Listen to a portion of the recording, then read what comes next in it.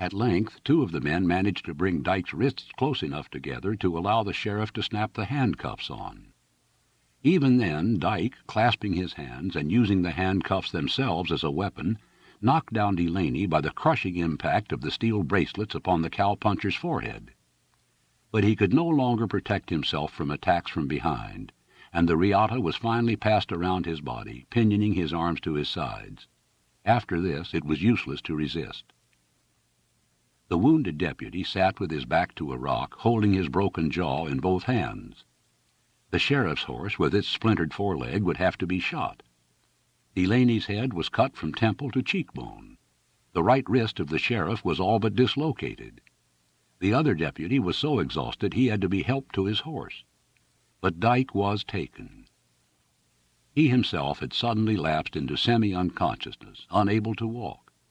They sat him on the buckskin, S. Behrman supporting him, the sheriff on foot, leading the horse by the bridle.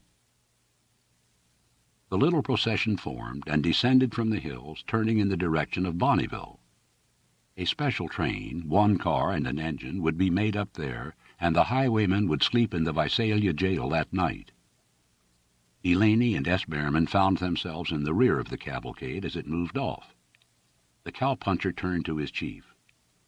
"Well, Captain," he said, still panting as he bound up his forehead, "well, we got him." Chapter 6. Osterman cut his wheat that summer before any of the other ranchers, and as soon as his harvest was over, organized a jackrabbit drive. Like Annixter's barn dance, it was to be an event in which all the countryside should take part.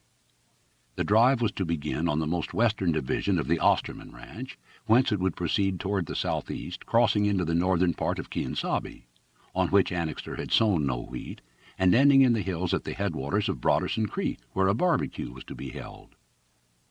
Early on the morning of the day of the drive, as Harron and Presley were saddling their horses before the stables on Los Muertos, the foreman, Phelps, remarked, "I was into town last night, and I hear that Christian has been after Ruggles early and late to have him put him in possession here on Los Muertos, and Delaney is doing the same for Quien-Sabe." It was this man, Christian, the real estate broker and cousin of S. Behrman, one of the main actors in the drama of Dyke's capture, who had come forward as a purchaser of Los Muertos when the railroad had regraded its holdings on the ranches around Bonneville.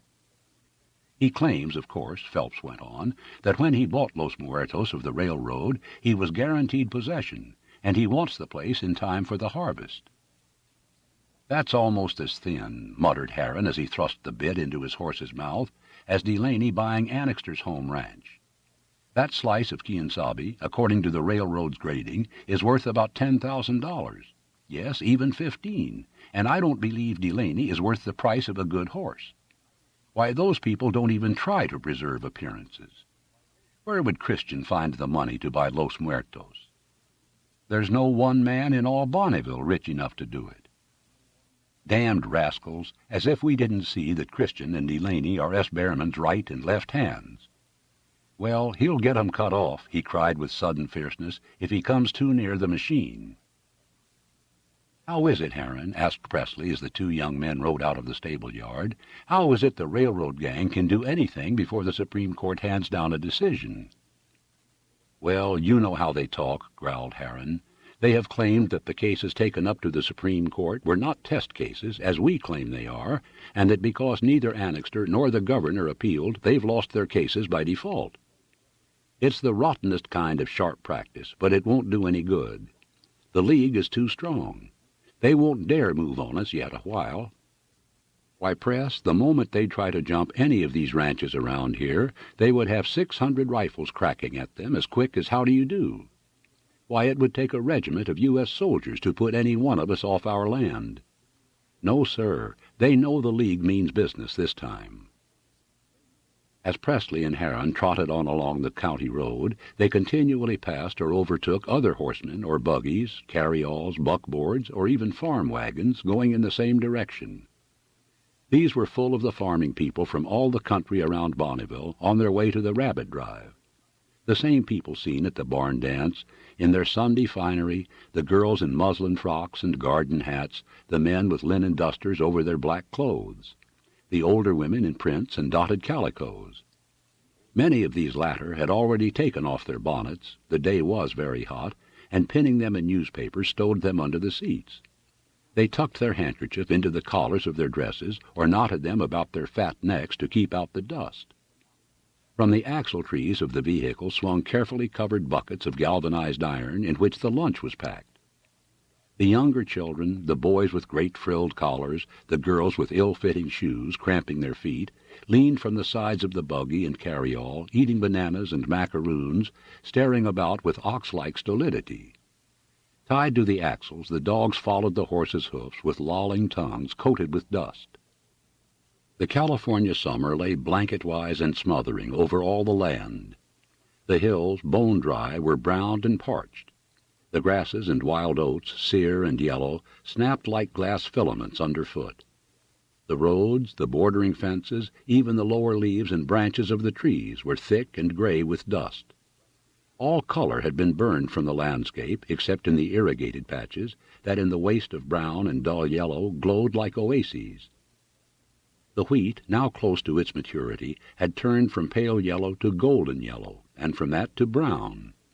Like a gigantic carpet, it spread itself over all the land. There was nothing else to be seen but the limitless sea of wheat as far as the eye could reach, dry, rustling, crisp and harsh in the rare breaths of hot wind out of the southeast. As Harron and Presley went along the county road, the number of vehicles and riders increased. They overtook and passed Hooven and his family in the former's farm wagon, a saddled horse tied to the back board. The little Dutchman, wearing the old frock coat of Magnus Derrick and a new broad-brimmed straw hat, sat on the front seat with Mrs. Hooven. The little girl Hilda and the older daughter Minna were behind them on a board laid across the sides of the wagon. Presley and Harron stopped to shake hands. "Say," cried Hooven, exhibiting an old but extremely well-kept rifle, "say, by God, me, I take some shots at those rabbit, you bet." When he stopped to run and sit up so, by der hind legs on, I up mit der gun and bing, I catch 'em. "The marshals won't allow you to shoot, Bismarck," observed Presley, looking at Minna. Hooven doubled up with merriment. "Oh, dot's hell of some fine joke. Me, I'm one of those marshals, mineself." He roared with delight, beating his knee. To his notion, the joke was irresistible. All day long he could be heard repeating it. "Und Mr. Presley, he say, dose marshal won't let you shoot, Bismarck. Und me, och God, me, ain't I myself one of dose marshal?"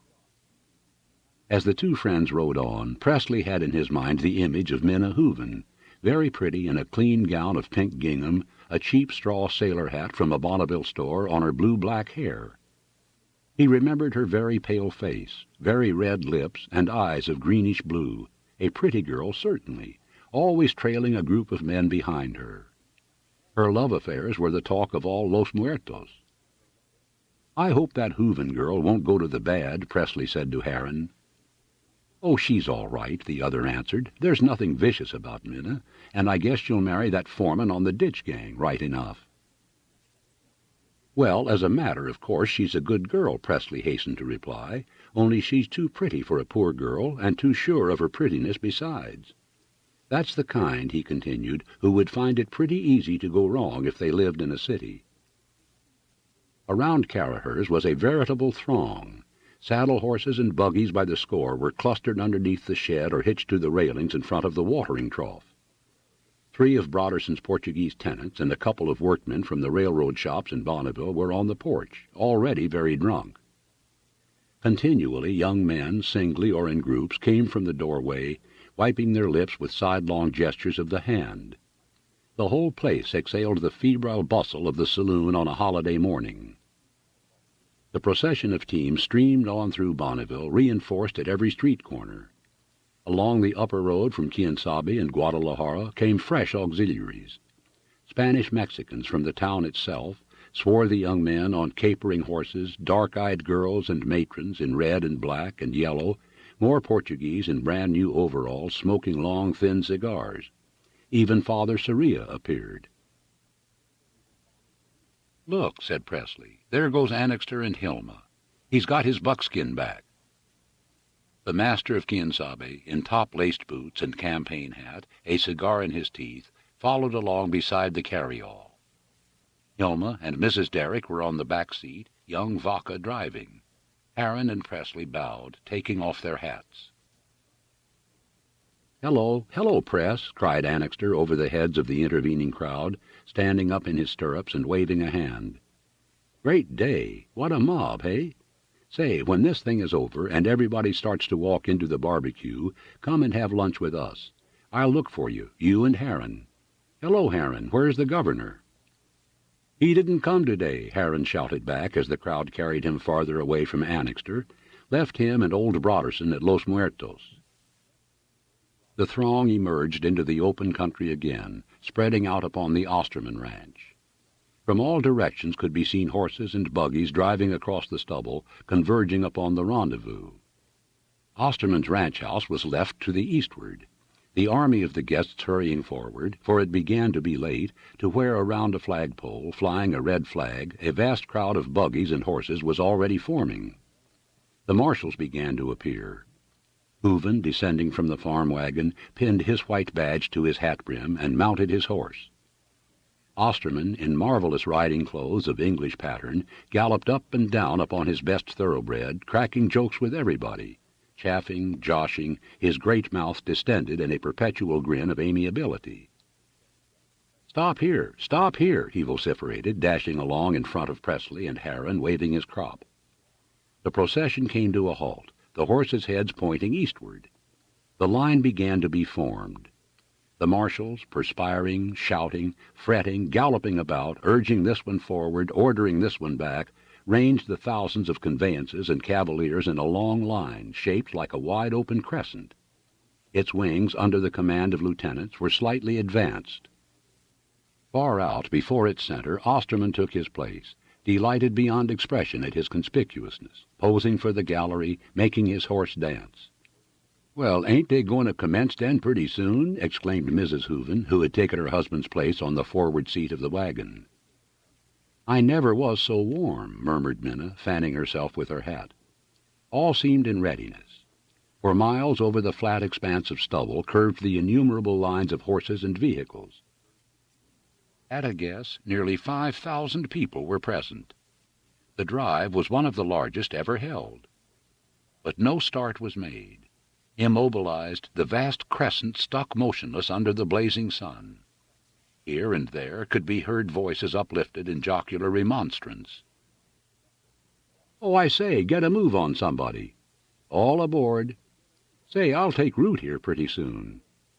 Some took malicious pleasure in starting false alarms. "Ah, here we go. Off at last." "We're off." Invariably these jokes fooled someone in the line. An old man or some old woman, nervous, hard of hearing, always gathered up the reins and started off, only to be hustled and ordered back into the line by the nearest marshal. This maneuver never failed to produce its effect of hilarity upon those near at hand.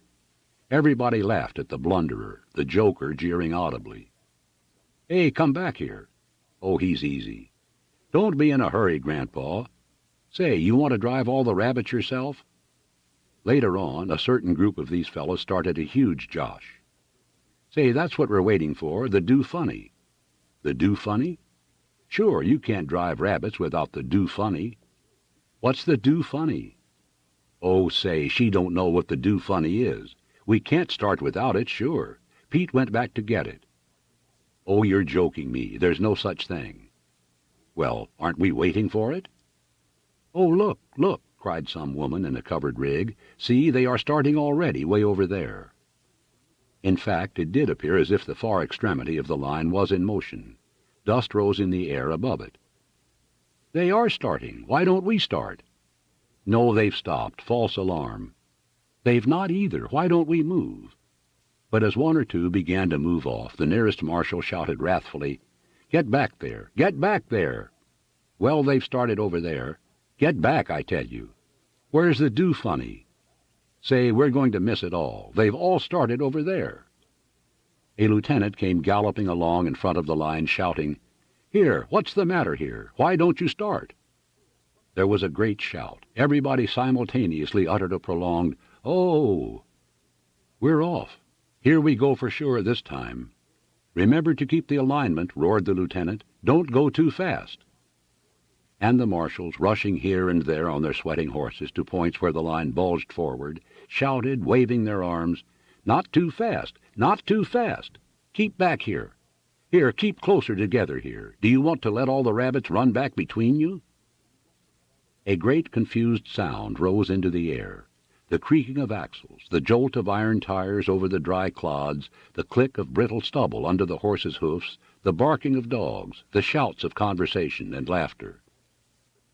The entire line, horses, buggies, wagons, gigs, dogs, men and boys on foot and armed with clubs, moved slowly across the fields, sending up a cloud of white dust that hung above the scene like smoke. A brisk gaiety was in the air. Everyone was in the best of humor, calling from team to team, laughing, skylarking, joshing. Garnett of the Ruby Rancho and Gethings of the San Pablo, both on horseback, found themselves side by side. Ignoring the drive and the spirit of the occasion, they kept up a prolonged and serious conversation on an expected rise in the price of wheat. Dabney, also on horseback, followed them, listening attentively to every word, but hazarding no remark. Mrs. Derrick and Hilma sat in the back seat of the carryall behind young Vaca. Mrs. Derrick, a little disturbed by such a great concourse of people, frightened at the idea of the killing of so many rabbits, drew back in her place, her young girl eyes troubled and filled with a vague distress. Hilma, very much excited, leaned from the carryall, anxious to see everything, watching for rabbits, asking innumerable questions of Annixter, who rode at her side. The change that had been progressing in Hilma ever since the night of the famous barn dance now seemed to be approaching its climax. First the girl, then the woman, last of all the mother. Conscious dignity, a new element in her character, developed. The shrinking, the timidity of the girl just awakening to the consciousness of sex passed away from her. The confusion, the troublous complexity of the woman, a mystery even to herself, disappeared. Motherhood dawned. The old simplicity of her maiden days came back to her. It was no longer a simplicity of ignorance, but of supreme knowledge, the simplicity of the perfect, the simplicity of greatness. She looked the world fearlessly in the eyes. At last, the confusion of her ideas, like frightened birds resettling, adjusted itself, and she emerged from the trouble calm, serene, entering into her divine right, like a queen into the rule of a realm of perpetual peace. And with this, with the knowledge that the crown hung poised above her head, there came upon Hilma a gentleness infinitely beautiful, infinitely pathetic, a sweetness that touched all who came near her with the softness of a caress. She moved, surrounded by an invisible atmosphere of love. Love was in her wide-opened brown eyes. Love, the dim reflection of that descending crown poised over her head, radiated in a faint luster from her dark, thick hair. Around her beautiful neck, sloping to her shoulders with full, graceful curves, love lay encircled like a necklace. Love that was beyond words, sweet, breathed from her parted lips. From her white, large arms downward to her pink fingertips, love, an invisible electric fluid, disengaged itself, subtle, alluring. In the velvety huskiness of her voice, love vibrated like a note of unknown music. Annixter, her uncouth, rugged husband, living in this influence of a wife who was also a mother, at all hours touched to the quick by this sense of nobility, of gentleness, and of love, the instincts of a father, already clutching and tugging at his heart, was trembling on the verge of a mighty transformation. The hardness and inhumanity of the man was fast breaking up. One night, returning late to the ranch house after a compulsory visit to the city, he had come upon Hilma asleep. He had never forgotten that night. A realization of his boundless happiness in this love he gave and received, the thought that Hilma trusted him, a knowledge of his own unworthiness, a vast and humble thankfulness that his God had chosen him of all men for this great joy, had brought him to his knees for the first time in all his troubled, restless life of combat and aggression. He prayed he knew not what, vague words, wordless thoughts, resolving fiercely to do right, to make some return for God's gift thus placed within his hands. Where once Annixter had thought only of himself, he now thought only of Hilma. The time when this thought of another should broaden and widen into thought of others was yet to come, but already it had expanded to include the unborn child. Already, as in the case of Mrs. Dyke, it had broadened to enfold another child and another mother, bound to him by no ties other than those of humanity and pity. In time, starting from this point, it would reach out more and more, till it should take in all men and all women, and the intolerant, selfish man, while retaining all of his native strength, should become tolerant and generous, kind and forgiving. For the moment, however, the two natures struggled within him. A fight was to be fought, one more, the last, the fiercest. The attack of the enemy who menaced his very home and hearth was to be resisted. Then, peace attained, arrested development would once more proceed. Hilma looked from the carryall, scanning the open plain in front of the advancing line of the drive. "Where are the rabbits?" she asked of Annixter. "I don't see any at all." "They are way ahead of us yet," he said. "Here, take the glasses." He passed her his field glasses, and she adjusted them. "Oh, yes," she cried, "I see. I can see 5 or 6, but oh, so far off." "The beggars run way ahead at first." "I should say so. See them run, little specks. Every now and then they sit up, their ears straight up in the air. Here, look, Hilma, there goes one close by." From out of the ground, apparently, some 20 yards distant, a great jack sprang into view, bounding away with tremendous leaps, his black-tipped ears erect. He disappeared, his gray body losing itself against the gray of the ground. "Oh, a big fellow. Hi, yonder's another. Yes, yes, oh, look at him run." From off the surface of the ground, at first apparently empty of all life, and seemingly unable to afford hiding place for so much as a field mouse, jack-rabbits started up at every moment as the line went forward. At first they appeared singly and at long intervals, then in 2s and 3s as the drive continued to advance.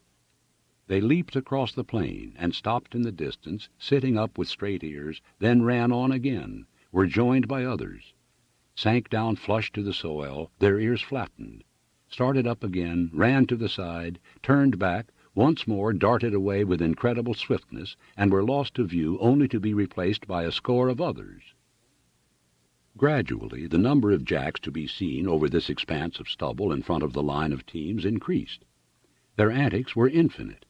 No two acted precisely alike. Some lay stubbornly close in a little depression between 2 clods, till the horses' hoofs were all but upon them, then sprang out from their hiding place at the last second. Others ran forward but a few yards at a time, refusing to take flight, scenting a greater danger before them than behind. Still others, forced up at the last moment, doubled with lightning alacrity in their tracks, turning back to scuttle between the teams, taking desperate chances. As often as this occurred, it was the signal for a great uproar. "Don't let him get through! Don't let him get through! Look out for him, there he goes!" Horns were blown, bells rung, tin pans clamorously beaten. Either the jack escaped, or, confused by the noise, darted back again, fleeing away as if his life depended on the issue of the instant. Once, even, a bewildered rabbit jumped fair into Mrs. Derrick's lap as she sat in the carryall, and was out again like a flash. "Poor frightened thing!" she exclaimed, and for a long time afterward she retained upon her knees the sensation of the 4 little paws quivering with excitement, and the feel of the trembling, furry body with its wildly beating heart pressed against her own. By noon the number of rabbits discernible by Annixter's field glasses on ahead was far into the thousands. What seemed to be ground resolved itself, when seen through the glasses, into a maze of small moving bodies, leaping, ducking, doubling, running back and forth, a wilderness of agitated ears, white tails, and twinkling legs. The outside wings of the curved line of vehicles began to draw in a little. Osterman's ranch was left behind. The drive continued on over Quien-Sabe. As the day advanced, the rabbits, singularly enough, became less wild. When flushed, they no longer ran so far nor so fast, limping off instead a few feet at a time and crouching down, their ears close upon their backs. Thus it was that by degrees the teams began to close up on the main herd. At every instant the numbers increased. It was no longer thousands, it was tens of thousands. The earth was alive with rabbits. Denser and denser grew the throng. In all directions nothing was to be seen but the loose mass of the moving jacks. The horns of the crescent of teams began to contract. Far off the corral came into sight. The disintegrated mass of rabbits commenced, as it were, to solidify, to coagulate. At first each jack was some 3 feet distant from his nearest neighbor, but this space diminished to 2 feet, then to 1, then to but a few inches. The rabbits began leaping over one another. Then the strange scene defined itself. It was no longer a herd covering the earth. It was a sea, whipped into confusion, tossing incessantly, leaping, falling, agitated by unseen forces. At times the unexpected tameness of the rabbits all at once vanished. Throughout certain portions of the herd eddies of terror abruptly burst forth. A panic spread. Then there would ensue a blind, wild rushing together of thousands of crowded bodies, and a furious scrambling over backs, till the scuffling thud of innumerable feet over the earth rose to a reverberating murmur as of distant thunder, here and there pierced by the strange, wild cry of the rabbit in distress. The line of vehicles was halted. To go forward now meant to trample the rabbits underfoot. The drive came to a standstill while the herd entered the corral. This took time, for the rabbits were by now too crowded to run. However, like an open sluice gate, the extending flanks of the entrance of the corral slowly engulfed the herd. The mass, packed tight as ever, by degrees diminished, precisely as a pool of water when a dam is opened. The last stragglers went in with a rush, and the gate was dropped. "Come, just have a look in here," called Annixter. Hilma, descending from the carryall and joined by Presley and Harron, approached and looked over the high-board fence. "Oh, did you ever see anything like that?" she exclaimed. The corral, a really large enclosure, had proved all too small for the number of rabbits collected by the drive. Inside it was a living, moving, leaping, breathing, twisting mass. The rabbits were packed 2, 3, and 4 feet deep. They were in constant movement, those beneath struggling to the top, those on top sinking and disappearing below their fellows. All wildness, all fear of man seemed to have entirely disappeared. Men and boys reached over the sides of the corral, picked up a jack in each hand, holding them by the ears, while 2 reporters from San Francisco papers took photographs of the scene. The noise made by the tens of thousands of moving bodies was as the noise of wind in a forest, while from the hot and sweating mass there rose a strange odor, penetrating, ammoniacal, savoring of wild life. On signal the killing began. Dogs that had been brought there for that purpose, when let into the corral, refused, as had been half expected, to do the work. They snuffed curiously at the pile, then backed off, disturbed, perplexed. But the men and boys, Portuguese for the most part, were more eager. Annixter drew Hilma away, and indeed most of the people set about the barbecue at once. In the corral, however, the killing went forward. Armed with a club in each hand, the young fellows from Guadalajara and Bonneville, and the farm boys from the ranches, leaped over the rails of the corral. They walked unsteadily upon the myriad of crowding bodies underfoot, or, as space was cleared, sank almost waist-deep into the mass that leaped and squirmed about them. Blindly, furiously, they struck and struck. The Anglo-Saxon spectators round about drew back in disgust, but the hot, degenerated blood of Portuguese, Mexican, and mixed Spaniard boiled up in excitement at this wholesale slaughter. But only a few of the participants of the drive cared to look on. All the guests betook themselves some quarter of a mile farther on into the hills. The picnic and barbecue were to be held around the spring where Broderson Creek took its rise. Already 2 entire beeves were roasting there. Teams were hitched, saddles removed, and men, women, and children, a great throng, spread out under the shade of the live oaks. A vast, confused clamor rose in the air, a babble of talk, a clatter of tin plates, of knives and forks. Bottles were uncorked, napkins and oilcloths spread over the ground. The men lit pipes and cigars, the women seized the occasion to nurse their babies. Osterman, ubiquitous as ever, resplendent in his boots and English riding breeches, moved about between the groups, keeping up an endless flow of talk, cracking jokes, winking, nudging, gesturing, putting his tongue in his cheek, never at a loss for a reply, playing the goat. That josher, Osterman, always at his monkey shines, but a good fellow for all that. Brainy, too. Nothing stuck up about him, either, like Magnus Derrick. "Everything all right, Buck?" inquired Osterman, coming up to where Annixter, Hilma, and Mrs. Derrick were sitting down to their lunch. Yes, everything right, but we've no corkscrew." "No screw cork? No scarecrow? Here you are," and he drew from his pocket a silver-plated jackknife with a corkscrew attachment.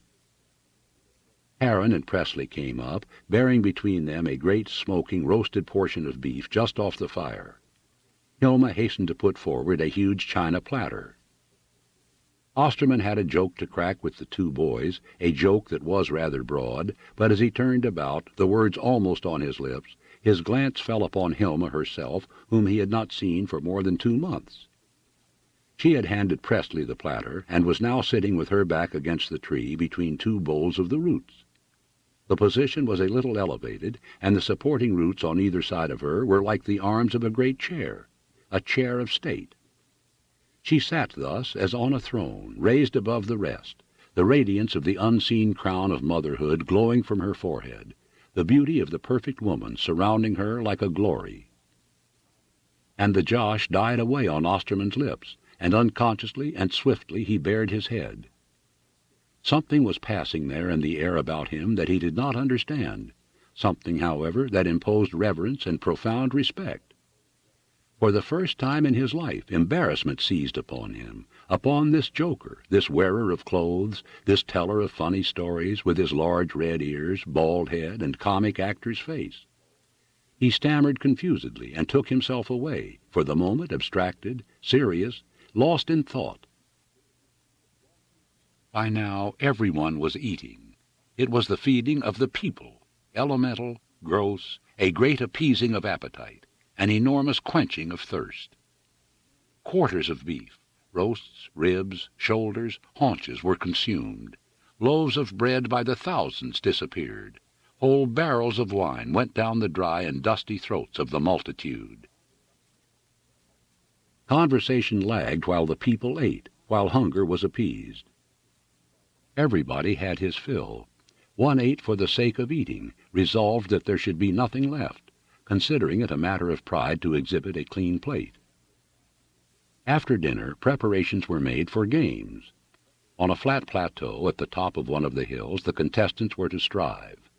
There was to be a foot race of young girls under 17, a fat man's race. The younger fellows were to put the shot, to compete in the running broad jump and the standing high jump, in the hop, skip, and step, and in wrestling. Presley was delighted with it all. It was Homeric, this feasting, this vast consuming of meat and bread and wine, followed now by games of strength.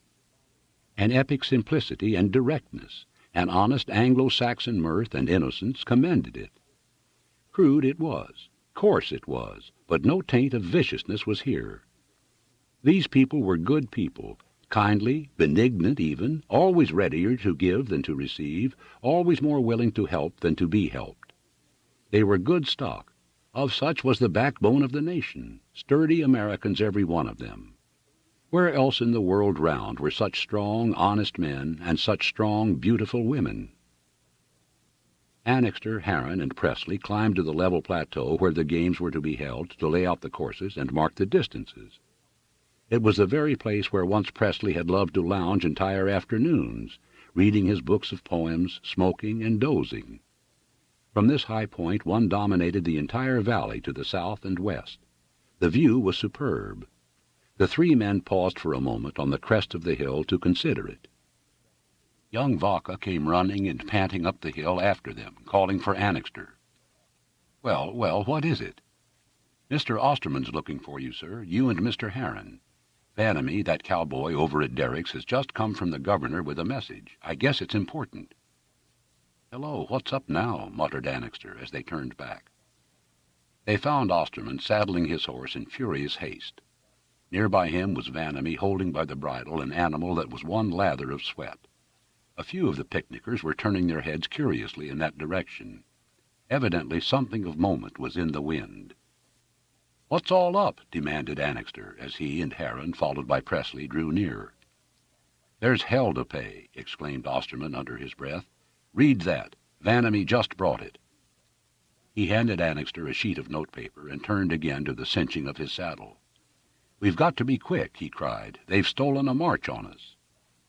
Annixter read the note, Heron and Presley looking over his shoulder. "Ah, it's them, is it?" exclaimed Annixter. Heron set his teeth. "Now for it," he exclaimed. "They've been to your place already, Mr. Annixter," said Vanamy. "I passed by it on the way up. They have put Delaney in possession, and have set all your furniture out in the road." Annixter turned about, his lips white. Already Presley and Heron had run to their horses. "Vaca!" cried Annixter. "Where is Vaca? Put the saddle on the buckskin, quick. Osterman, get as many of the League as are here together at this spot, understand? I'll be back in a minute. I must tell Hilma this." Hooven ran up as Annixter disappeared. His little eyes were blazing. He was dragging his horse with him. "Say, those fellers come, eh? Me, I'm all ready. See, I have der gun." "They've jumped the ranch, little girl," said Annixter, putting one arm around Hilma. "They're in our house now. I'm off. Go to Derrick's and wait for me there." She put her arms around his neck. "You're going?" she demanded. "I must. Don't be frightened. It will be all right. Go to Derrick's and goodbye." She said never a word. She looked once long into his eyes, then kissed him on the mouth. Meanwhile the news had spread. The multitude rose to its feet. Women and men, with pale faces, looked at each other speechless, or broke forth into inarticulate exclamations.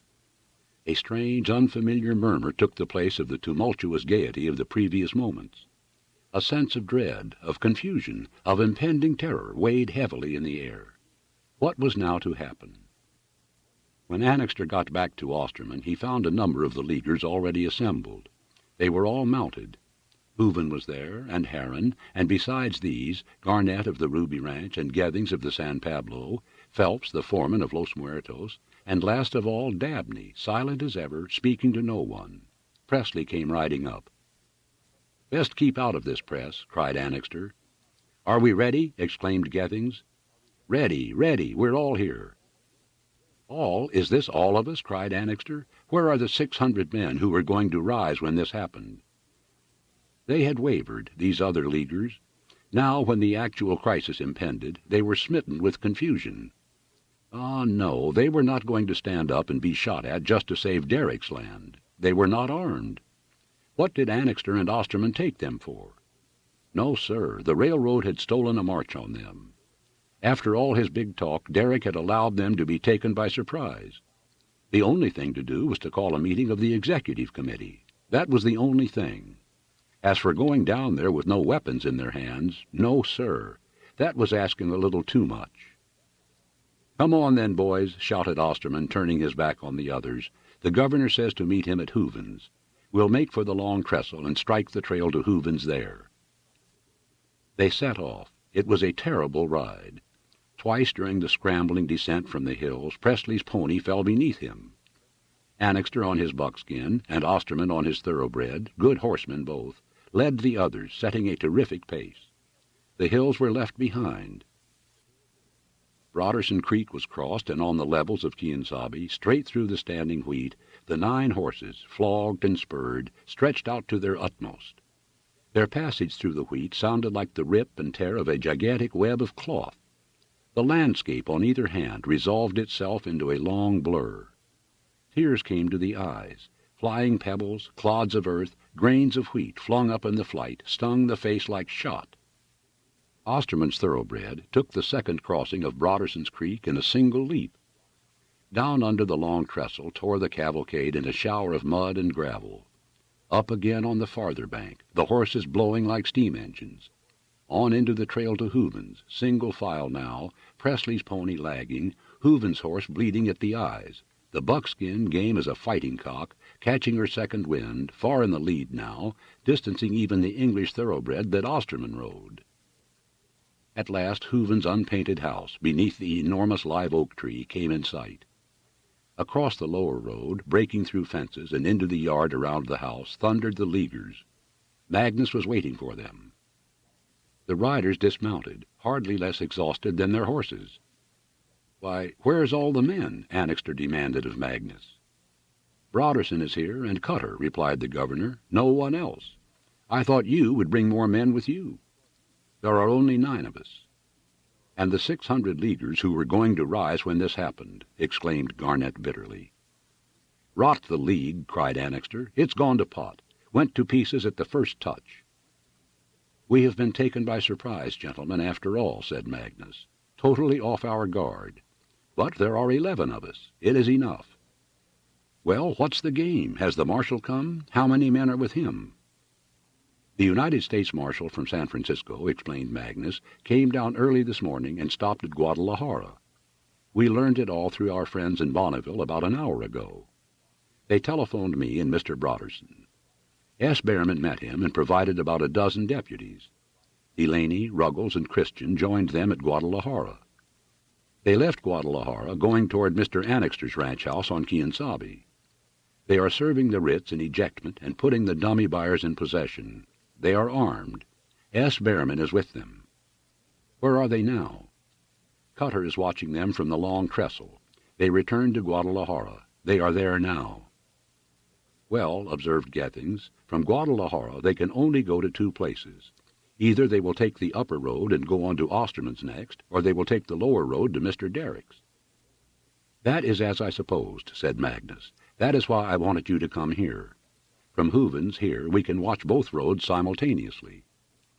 "Is anybody on the lookout on the upper road?" "Cutter. He is on the Long Trestle."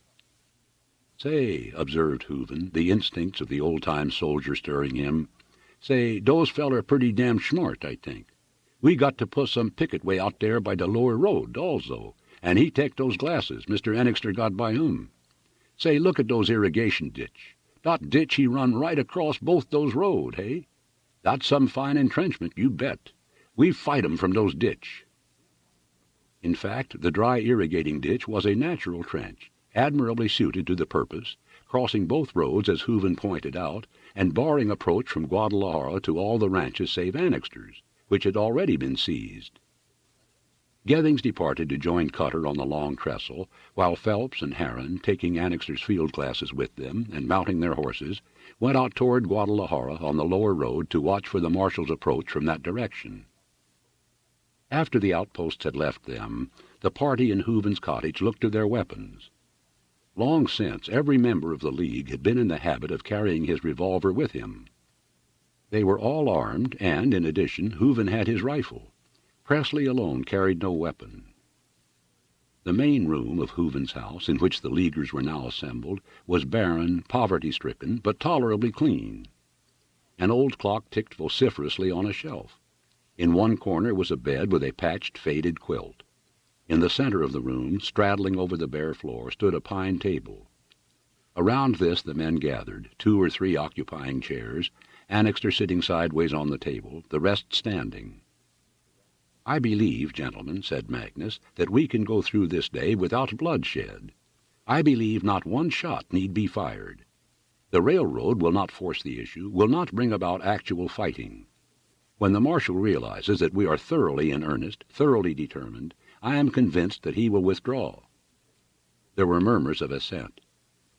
"Look here," said Annixter, "if this thing can by any means be settled peacefully, I say let's do it, so long as we don't give in."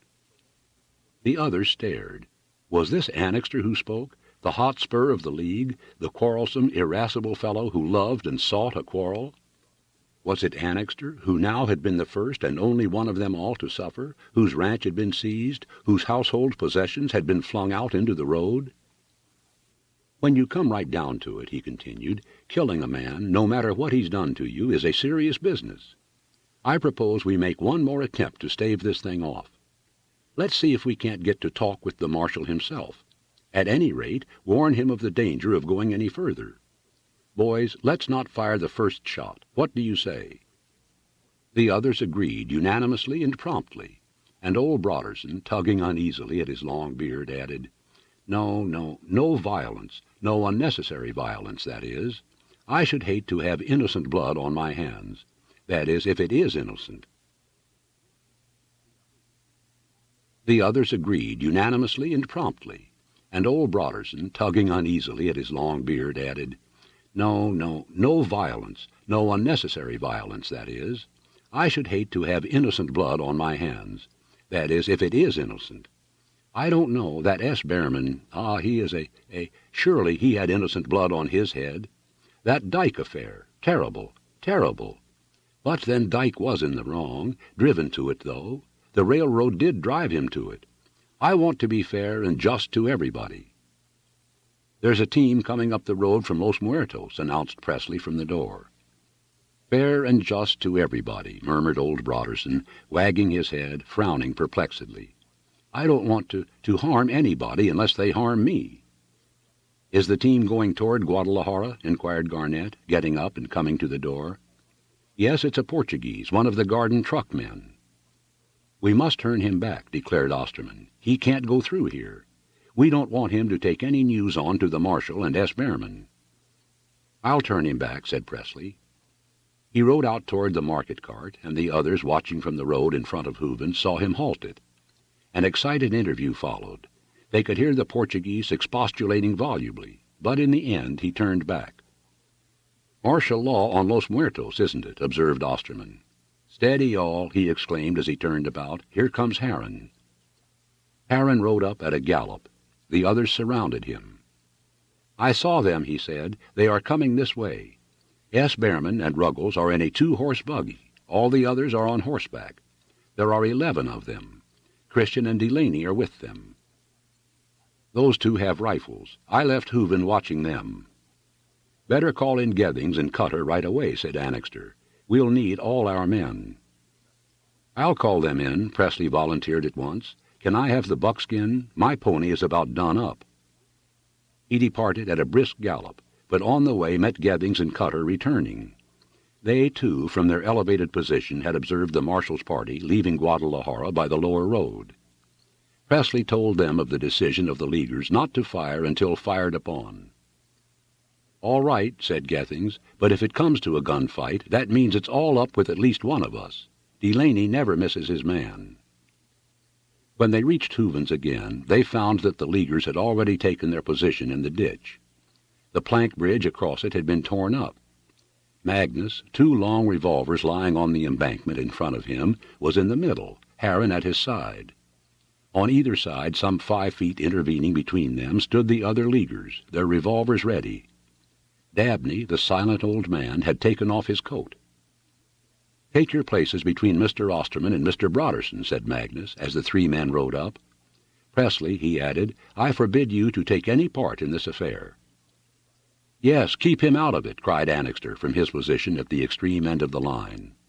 "Go back to Hooven's house, Press, and look after the horses," he added.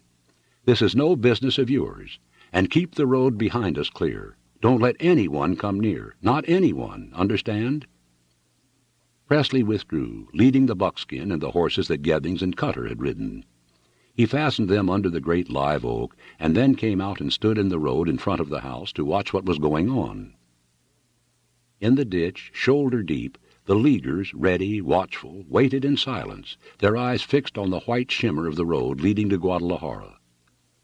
"Where's Hooven?" inquired Cutter. "I don't know," Osterman replied. "He was out watching the lower road with Harron Derrick." "Oh, Harron," he called, "isn't Hooven coming in?" "I don't know what he is waiting for," answered Harron. "He was to have come in just after me. He thought maybe the marshal's party might make a feint in this direction, then go around by the upper road, after all. He wanted to watch them a little longer, but he ought to be here now. Think he'll take a shot at them on his own account?" "Oh, no, he wouldn't do that. Maybe they took him prisoner. Well, that's to be thought of, too." Suddenly there was a cry. Around the bend of the road in front of them came a cloud of dust. From it emerged a horse's head. "Hello, hello, there's something. Remember, we are not to fire first. Perhaps that's Hooven. I can't see. Is it? There only seems to be one horse. Too much dust for one horse." Annixter, who had taken his field glasses from Harron, adjusted them to his eyes. "That's not them," he announced presently. Nor Hooven either. That's a cart. Then, after another moment, he added, the butcher's cart from Guadalajara. The tension was relaxed. The men drew long breaths, settling back in their places. Do we let him go on, Governor? The bridge is down. He can't go by, and we must not let him go back. We shall have to detain him and question him. I wonder the marshal let him pass. The cart approached at a lively trot. Anybody else in that cart, Mr. Annixter? Asked Magnus. Look carefully. It may be a ruse. It is strange the marshal should have let him pass. The Leaguers roused themselves again. Osterman laid his hand on his revolver. No, called Annixter in another instant. No, there's only one man in it. The cart came up, and Cutter and Phelps, clambering from the ditch, stopped it as it arrived in front of the party. Hey, what? Exclaimed the young butcher, pulling up. Is that bridge broke? But at the idea of being held, the boy protested at top voice, badly frightened, bewildered, not knowing what was to happen next. No, I got my meat to deliver. Say, you let me go. Say, I ain't got nothing to do with you. He tugged at the reins, trying to turn the cart about. Cutter, with his jackknife, parted the reins just back of the bit. You'll stay where you are, my son, for a while. We're not going to hurt you, but you are not going back to town till we say so. Did you pass anybody on the road out of town? In reply to the Leaguers' questions, the young butcher at last told them he had passed a 2-horse buggy and a lot of men on horseback just beyond the railroad tracks. They were headed for Los Muertos. That's them, all right, muttered Annixter. They're coming by this road, sure. The butcher's horse and cart were led to one side of the road, and the horse tied to the fence with one of the severed lines. The butcher himself was passed over to Presley, who locked him in Hooven's barn. Well, what the devil, demanded Osterman, has become of Bismarck? In fact, the butcher had seen nothing of Hooven. The minutes were passing, and still he failed to appear. What's he up to, anyway? Bet you what you like, they caught him. Just like that crazy Dutchman to get excited and go too near. You can always depend on Hooven to lose his head. 5 minutes passed, then 10. The road toward Guadalajara lay empty, baking and white under the sun. Well, the marshal and S. Behrman don't seem to be in any hurry either. Shall I go forward and reconnoiter, Governor? Asked Harron. But Dabney, who stood next to Annixter, touched him on the shoulder, and without speaking pointed down the road. Annixter looked, then suddenly cried out, Here comes Hooven! The German galloped into sight around the turn of the road, his rifle laid across his saddle. He came on rapidly, pulled up, and dismounted at the ditch. They're comin', he cried, trembling with excitement. I watch 'em long time by der side of the road in der bushes. They stop by der gate oder side the railroad tracks and talk long time at one another. Then they come on. They're goin' sure to do some monkey-doodle business. Me, I see Gritcham put der cartridges in his gun. I think they're gonna come to my place first. They're gonna try to put me off, take my home, by Gott. All right, get down in here and keep quiet, Hooven. Don't fire unless... Here they are. A half-dozen voices uttered the cry at once. There could be no mistake this time. A buggy, drawn by 2 horses, came into view around the curve of the road.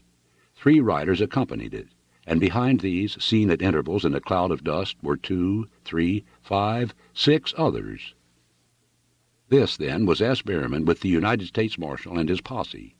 The event that had been so long in preparation, the event which it had been said would never come to pass, the last trial of strength, the last fight between the trust and the people, the direct, brutal grapple of armed men, the law defied, the government ignored, behold, here it was, close at hand. Osterman cocked his revolver, and in the profound silence that had fallen upon the scene, the click was plainly audible from end to end of the line. "Remember our agreement, gentlemen," cried Magnus in a warning voice. "Mr. Osterman, I must ask you to let down the hammer of your weapon." No one answered. In absolute quiet, standing motionless in their places, the Leaguers watched the approach of the marshal. 5 minutes passed. The riders came on steadily. They drew nearer. The grind of the buggy wheels in the grit and dust of the road and the prolonged clatter of the horses' feet began to make itself heard. The Leaguers could distinguish the faces of their enemies. In the buggy were S. Behrman and Cyrus Ruggles, the latter driving. A tall man in a frock coat and slouched hat, the marshal beyond question, rode at the left of the buggy. Delaney carrying a Winchester at the right. Christian, the real estate broker, S. Behrman's cousin, also with a rifle, could be made out just behind the marshal. Back of these, riding well up, was a group of horsemen, indistinguishable in the dust raised by the buggy's wheels. Steadily the distance between the Leaguers and the posse diminished. "Don't let them get too close, Governor," whispered Harron. When S. Behrman's buggy was about 100 yards distant from the irrigating ditch, Magnus sprang out upon the road, leaving his revolvers behind him. He beckoned Garnett and Gethings to follow, and the three ranchers, who, with the exception of Broderson, were the oldest men present, advanced without arms to meet the marshal. Magnus cried aloud, "Halt where you are!" From their places in the ditch, Annixter, Osterman, Dabney, Harron, Hooven, Broderson, Cutter, and Phelps, their hands laid upon their revolvers, watched silently, alert, keen, ready for anything. At the governor's words, they saw Ruggles pull sharply on the reins. The buggy came to a standstill, the riders doing likewise. Magnus approached the marshal, still followed by Garnett and Gethings, and began to speak. His voice was audible to the men in the ditch, but his words could not be made out. They heard the marshal reply quietly enough, and the two shook hands. Delaney came around from the side of the buggy, his horse standing before the team across the road. He leaned from the saddle, listening to what was being said, but made no remark. From time to time, S. Behrman and Ruggles, from their seats in the buggy, interposed a sentence or two into the conversation. But at first, so far as the Leaguers could discern, neither Magnus nor the marshal paid them any attention. They saw, however, that the latter repeatedly shook his head, and once they heard him exclaim in a loud voice, "I only know my duty, Mr. Derrick." Then Gethings turned about, and seeing Delaney close at hand, addressed an unheard remark to him. The cowpuncher replied curtly, and the words seemed to anger Gethings. He made a gesture, pointing back to the ditch, showing the entrenched Leaguers to the posse. Delaney appeared to communicate the news the Leaguers were on hand and prepared to resist to the other members of the party. They all looked toward the ditch and plainly saw the ranchers there, standing to their arms. But meanwhile Ruggles had addressed himself more directly to Magnus, and between the two an angry discussion was going forward. Once even Harron heard his father exclaim, "The statement is a lie, and no one knows it better than yourself." "Here," growled Annixter to Dabney, who stood next him in the ditch, "those fellows are getting too close. Look at them edging up. Don't Magnus see that?" The other members of the marshal's force had come forward from their places behind the buggy and were spread out across the road. Some of them were gathered about Magnus, Garnett, and Gethings, and some were talking together, looking and pointing toward the ditch. Whether acting upon signal or not, the Leaguers in the ditch could not tell, but it was certain that one or two of the posse had moved considerably forward. Besides this, Delaney had now placed his horse between Magnus and the ditch, and two others riding up from the rear had followed his example. The posse surrounded the three ranchers, and by now everybody was talking at once. "Look here," Harron called to Annixter, "this won't do. I don't like the looks of this thing. They all seem to be edging up, and before we know it they may take the governor and the other men prisoners." "They ought to come back," declared Annixter. "Somebody ought to tell them that those fellows are creeping up." By now the angry argument between the governor and Ruggles had become more heated than ever. Their voices were raised. Now and then they made furious gestures. "They ought to come back," cried Osterman. "We couldn't shoot now if anything should happen, for fear of hitting them." "Well, it sounds as though something were going to happen pretty soon." They could hear Gethings and Delaney wrangling furiously. Another deputy joined in. "I'm going to call the governor back," exclaimed Annixter, suddenly clambering out of the ditch. "No, no," cried Osterman. "Keep in the ditch. They can't drive us out if we keep here." Hooven and Harron, who had instinctively followed Annixter, hesitated at Osterman's words, and the three halted irresolutely on the road before the ditch, their weapons in their hands. "Governor," shouted Harron, "come on back. You can't do anything." Still the wrangle continued, and one of the deputies, advancing a little from out the group, cried out, "Keep back there! Keep back there, you!" "Go to hell, will you?" shouted Harron on the instant. "You're on my land." "Oh, come back here, Harron," called Osterman. "That ain't going to do any good." "There, listen," suddenly exclaimed Harron. "The governor is calling us. Come on, I'm going." Osterman got out of the ditch and came forward, catching Harron by the arm and pulling him back. "He didn't call. Don't get excited. You'll ruin everything. Get back into the ditch again." But Cutter, Phelps, and the old man Dabney, misunderstanding what was happening, and seeing Osterman leave the ditch, had followed his example.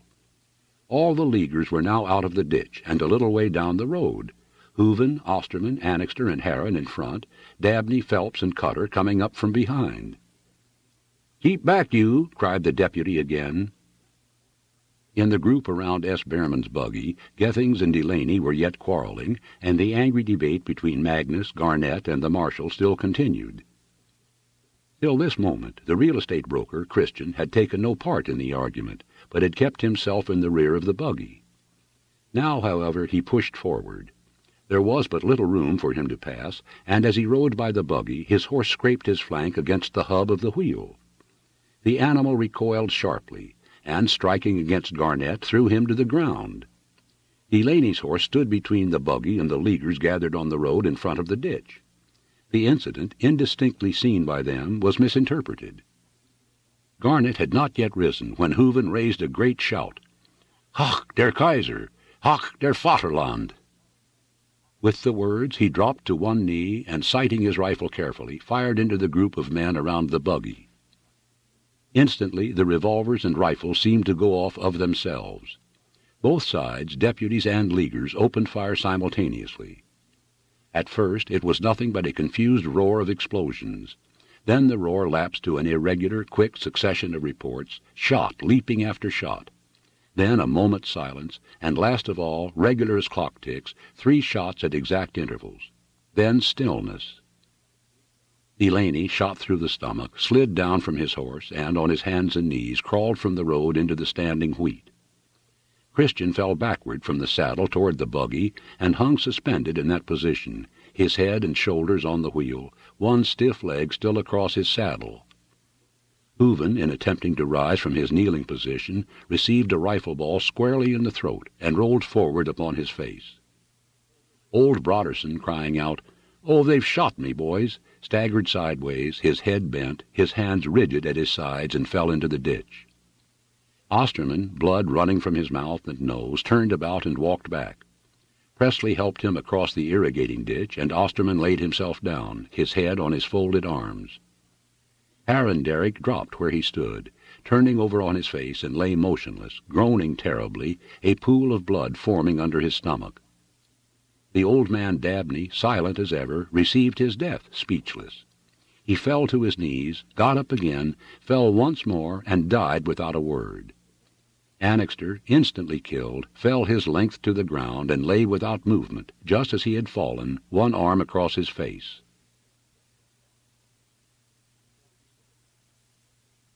Chapter 7.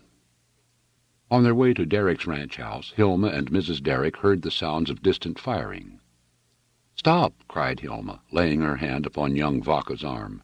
"Stop the horses! Listen, what was that?" The carryall came to a halt, and from far away across the rustling wheat came the faint rattle of rifles and revolvers.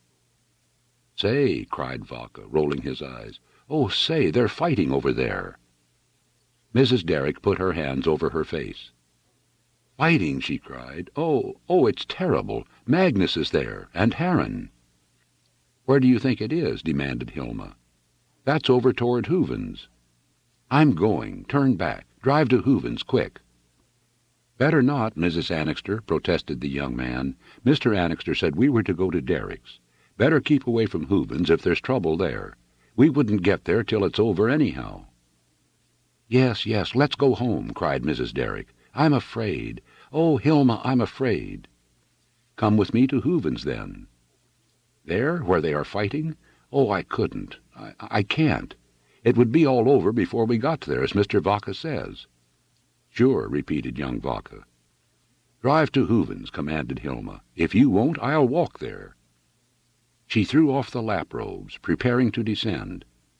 "And you," she exclaimed, turning to Mrs. Derrick, "how can you, when Harron and your husband are in danger?"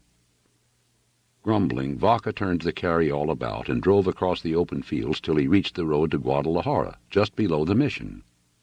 "Hurry!" cried Hilma. The horses started forward under the touch of the whip. The ranch houses of Quien-Sabe came in sight. "Do you want to stop at the house?" inquired Vaca over his shoulder. "No, no. Oh, go faster. Make the horses run." They dashed through the houses of the home ranch. "Oh, oh!" cried Hilma suddenly. Look there! Look what they have done!" Vaca pulled the horses up, for the road in front of Annixter's house was blocked. A vast, confused heap of household effects was there. Chairs, sofas, pictures, fixtures, lamps. Hilma's little home had been gutted. Everything had been taken from it and ruthlessly flung out upon the road. Everything that she and her husband had bought during that wonderful week after their marriage. Here was the white enameled set of the bedroom furniture, the 3 chairs, washstand, and bureau, the bureau drawers falling out, spilling their contents into the dust. There were the white wool rugs of the sitting room, the flower stand with its pots all broken, its flowers wilting. The cracked goldfish globe, the fishes already dead.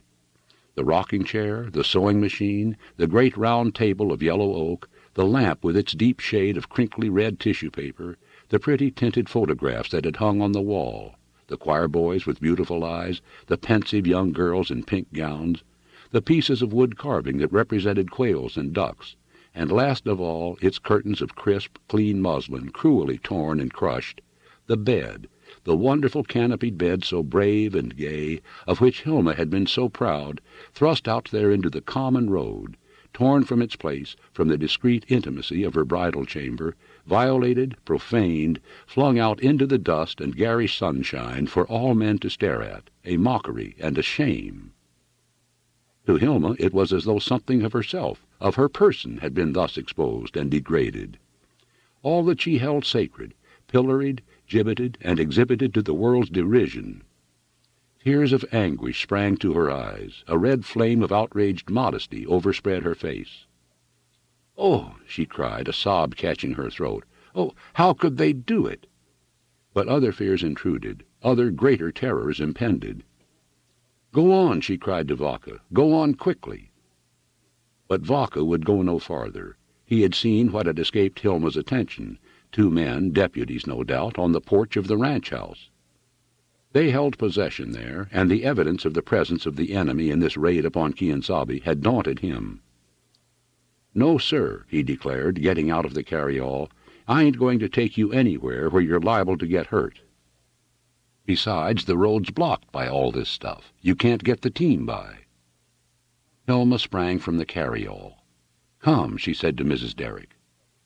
The older woman, trembling, hesitating, faint with dread, obeyed, and Hilma, picking her way through and around the wreck of her home, set off by the trail toward the Long Trestle and Hooven's. When she arrived, she found the road in front of the German's house, and indeed all the surrounding yard, crowded with people. An overturned buggy lay on the side of the road in the distance, its horses in a tangle of harness, held by 2 or 3 men. She saw Caraher's buckboard under the live oak, and near it a second buggy, which she recognized as belonging to a doctor in Guadalajara. "Oh, what has happened? Oh, what has happened?" moaned Mrs. Derrick.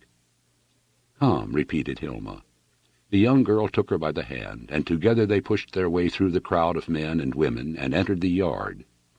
The throng gave way before the 2 women, parting to right and left without a word. "Presley!" cried Mrs. Derrick, as she caught sight of him in the doorway of the house. "Oh, Presley, what has happened? Is Harron safe? Is Magnus safe? Where are they?" "Don't go in, Mrs. Derrick," said Presley, coming forward. "Don't go in." "Where is my husband?" demanded Hilma. Presley turned away and steadied himself against the jamb of the door. Hilma, leaving Mrs. Derrick, entered the house. The front room was full of men. She was dimly conscious of Cyrus Ruggles and S. Behrman, both deadly pale, talking earnestly and in whispers to Cutter and Phelps. There was a strange, acrid odor of an unfamiliar drug in the air. On the table before her was a satchel, surgical instruments, rolls of bandages, and a blue oblong paper box full of cotton. But above the hushed noises of voices and footsteps, one terrible sound made itself heard, the prolonged, rasping sound of breathing, half-choked, labored, agonized. "Where is my husband?" she cried. She pushed the men aside. She saw Magnus, bareheaded, 3 or 4 men lying on the floor, one half naked, his body swathed in white bandage. The doctor in shirt-sleeves, on one knee beside a figure of a man stretched out beside him. Garnett turned a white face to her. "Where is my husband?" The other did not reply, but stepped aside, and Hilma saw the dead body of her husband lying upon the bed. She did not cry out. She said no word. She went to the bed, and sitting upon it, took Annixter's head in her lap, holding it gently between her hands. Thereafter she did not move, but sat holding her dead husband's head in her lap, looking vaguely about from face to face of those in the room, while, without a sob, without a cry, the great tears filled her wide-opened eyes and rolled slowly down upon her cheeks. On hearing that his wife was outside, Magnus came quickly forward. She threw herself into his arms. Tell me," she cried. "Is Harren, is—" "We don't know yet," he answered. "Oh, Annie." Then suddenly the governor checked himself. He, the indomitable, could not break down now. "The doctor is with him," he said. "We are doing all we can. Try and be brave, Annie. There is always hope. This is a terrible day's work. God forgive us all." She pressed forward, but he held her back. "No, don't see him now. Go into the next room. Garnett, take care of her." But she would not be denied. She pushed by Magnus, and breaking through the group that surrounded her son, sank on her knees beside him, moaning in compassion and terror. Harren lay straight and rigid upon the floor, his head propped up by a pillow, his coat that had been taken off spread over his chest. One leg of his trousers was soaked through and through with blood. His eyes were half closed, and with the regularity of a machine the eyeballs twitched and twitched. His face was so white that it made his yellow hair look brown, while from his opened mouth there issued that loud and terrible sound of guttering, rasping, labored breathing that gagged and choked and gurgled with every inhalation. "Oh, Harry, Harry!" called Mrs. Derrick, catching at one of his hands. The doctor shook his head. "He is unconscious, Mrs. Derrick." "Where is he? Where is the through the lungs?" "Will he get well? Tell me the truth." "I don't know, Mrs. Derrick." She had all but fainted, and the old rancher, Garnett, half carrying, half leading her, took her to the one adjoining room, Minna Hooven's bedchamber. Dazed, numb with fear, she sat down on the edge of the bed, rocking herself back and forth, murmuring, "Harry, Harry, oh, my son, my little boy!" In the outside room, Presley came and went, doing what he could to be of service, sick with horror, trembling from head to foot. The surviving members of both Leaguers and deputies, the warring factions of the railroad and the people, mingled together now with no thought of hostility. Presley helped the doctor to cover Christian's body. S. Behrman and Ruggles held bowls of water while Osterman was attended to. The horror of that dreadful business had driven all other considerations from the mind. The sworn foes of the last hour had no thought of anything but to care for those whom, in their fury, they had shot down. The marshal, abandoning for that day the attempt to serve the writs, departed for San Francisco. The bodies had been brought in from the road where they fell. Annixter's corpse had been laid upon the bed. Those of Dabney and Hooven, whose wounds had all been in the face and head, were covered with a tablecloth. Upon the floor places were made for the others.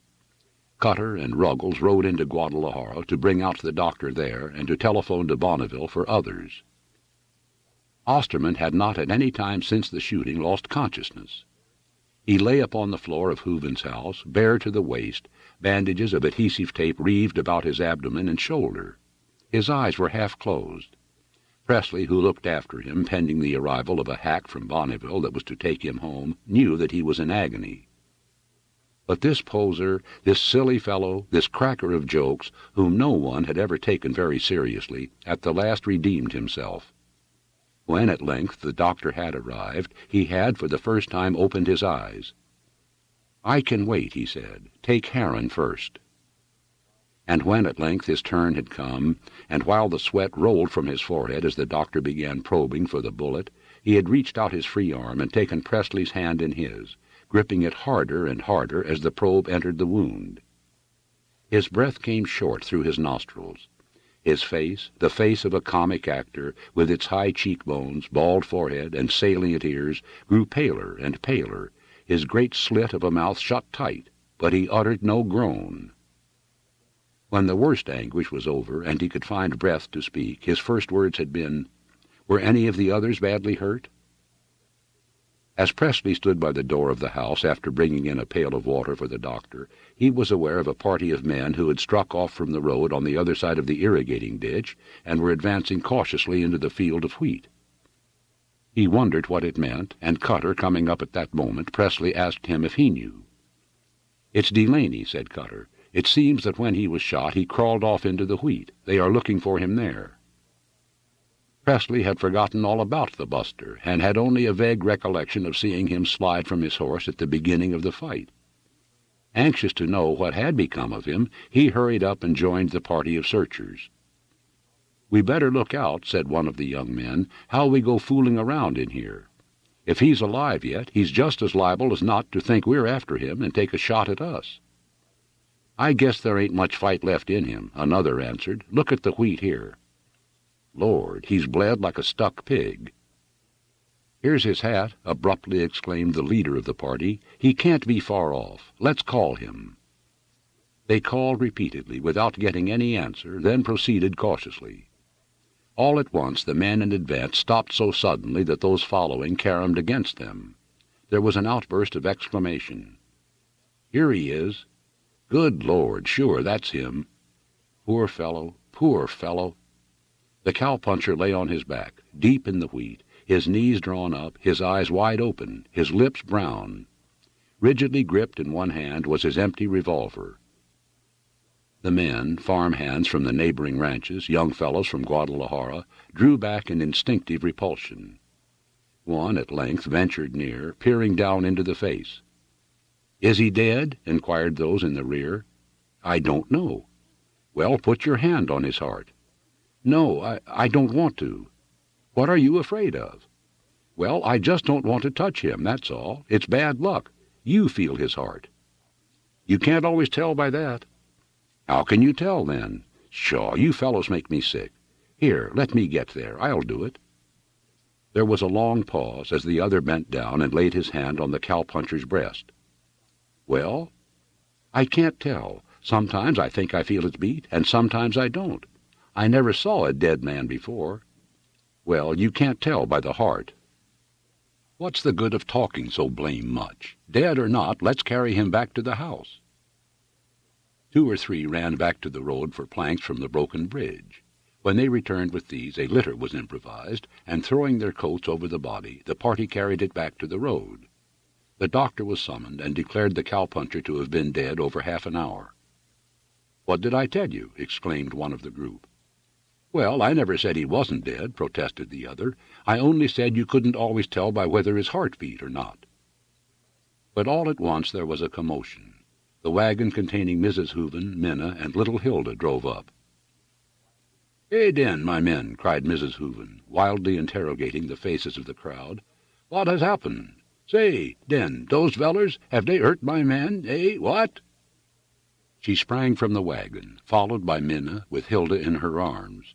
The crowd bore back as they advanced, staring at them in silence. "Hey, what has happened? What has happened?" wailed Mrs. Hooven as she hurried on, her 2 hands out before her, the fingers spread wide. "Hey, Hooven, hey, my men, are you all right?" She burst into the house.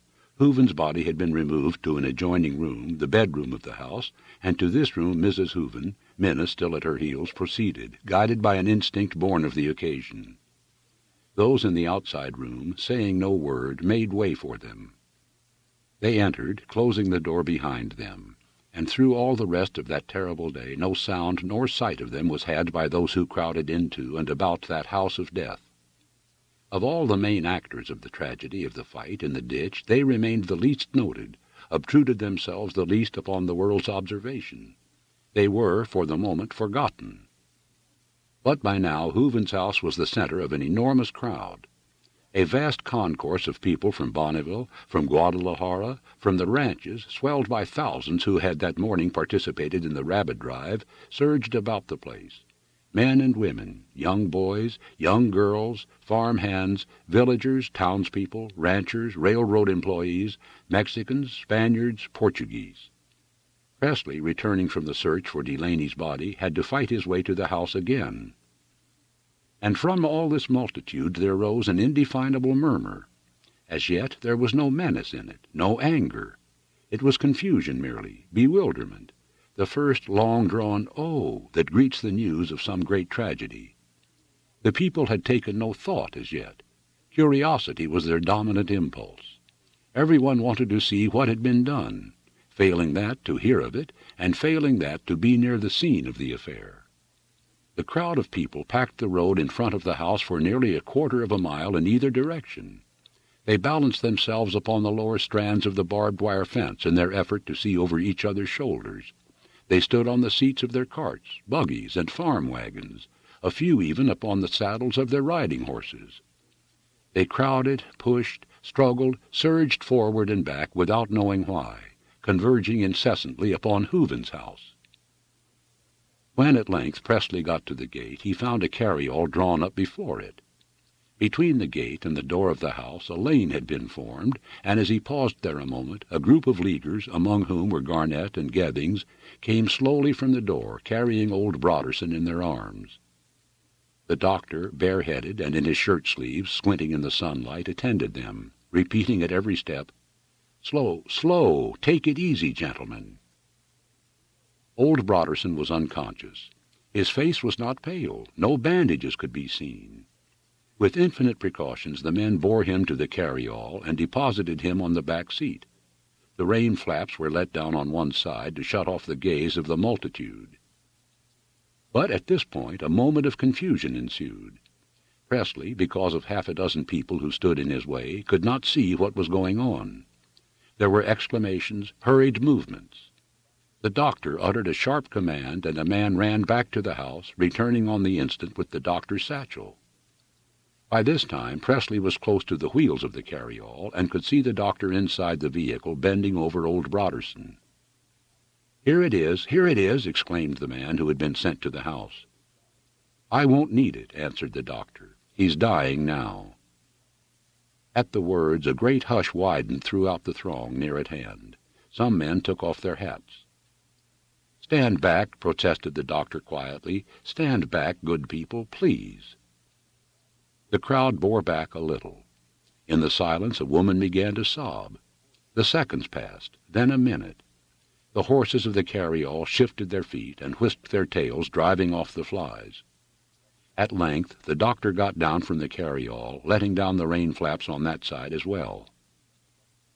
"Will somebody go home with the body?" he asked. Gethings stepped forward and took his place by the driver. The carryall drove away. Presley re-entered the house. During his absence it had been cleared of all but one or two of the Leaguers who had taken part in the fight. Hilma still sat on the bed with Annixter's head in her lap. S. Behrman, Ruggles, and all the railroad party had gone. Osterman had been taken away in a hack, and the tablecloth over Dabney's body replaced with a sheet. But still unabated, agonized, raucous, came the sounds of Harron's breathing.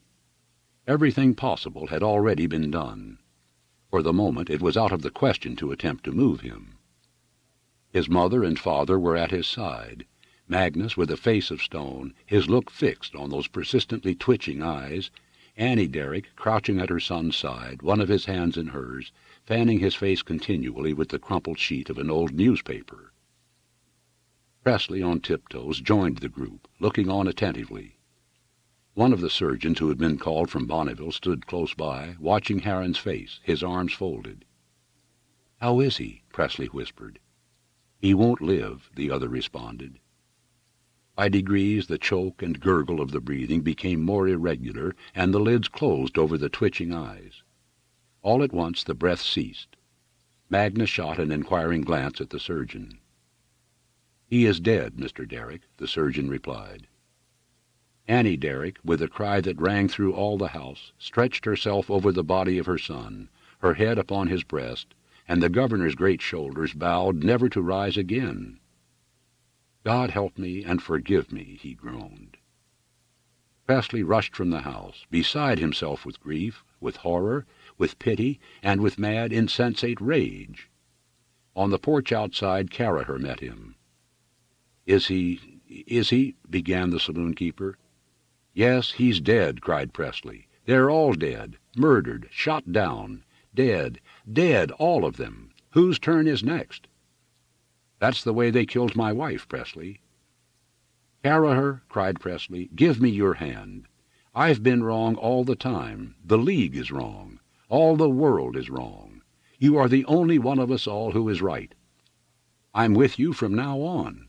By God, I, too, I'm a Red." In course of time, a farm wagon from Bonneville arrived at Hooven's. The bodies of Annixter and Harron were placed in it, and it drove down the lower road toward the Los Muertos ranch houses. The bodies of Delaney and Christian had already been carried to Guadalajara, and thence taken by train to Bonneville. Hilma followed the farm wagon in the Derricks' carryall with Magnus and his wife. During all that ride, none of them spoke a word. It had been arranged that since Quien-Sabe was in the hands of the railroad, Hilma should come to Los Muertos. To that place also Annixter's body was carried.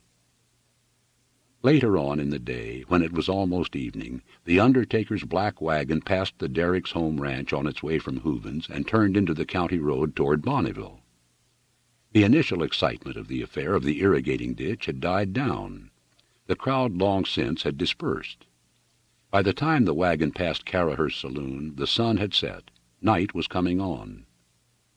And the black wagon went on through the darkness, unattended, ignored, solitary, carrying the dead body of Dabney, the silent old man of whom nothing was known but his name, who made no friends, whom nobody knew or spoke to, who had come from no one knew whence, and who went no one knew whither.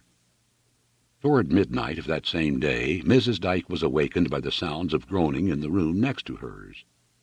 Magnus Derrick was not so occupied by Harron's death that he could not think of others who were in distress, and when he had heard that Mrs. Dyke and Sidney, like Hilma, had been turned out of Quien-Sabe, he had thrown open Los Muertos to them. Though, he warned them, it is precarious hospitality at the best. Until late, Mrs. Dyke had sat up with Hilma, comforting her as best she could, rocking her to and fro in her arms, crying with her, trying to quiet her, for once having given way to her grief, Hilma wept with a terrible anguish and a violence that racked her from head to foot, and at last, worn out, a little child again, had sobbed herself to sleep in the older woman's arms, and as a little child Mrs. Dyke had put her to bed and had retired herself. Aroused a few hours later by the sounds of a distress that was physical as well as mental, Mrs. Dyke hurried into Hilma's room, carrying the lamp with her. Mrs. Dyke needed no enlightenment. She woke Presley and besought him to telephone to Bonneville at once, summoning a doctor. That night, Hilma, in great pain, suffered a miscarriage. Presley did not close his eyes once during the night. He did not even remove his clothes. Long after the doctor had departed and that house of tragedy had quieted down, he still remained in his place by the open window of his little room, looking off across the leagues of growing wheat, watching the slow kindling of the dawn. Horror weighed intolerably upon him.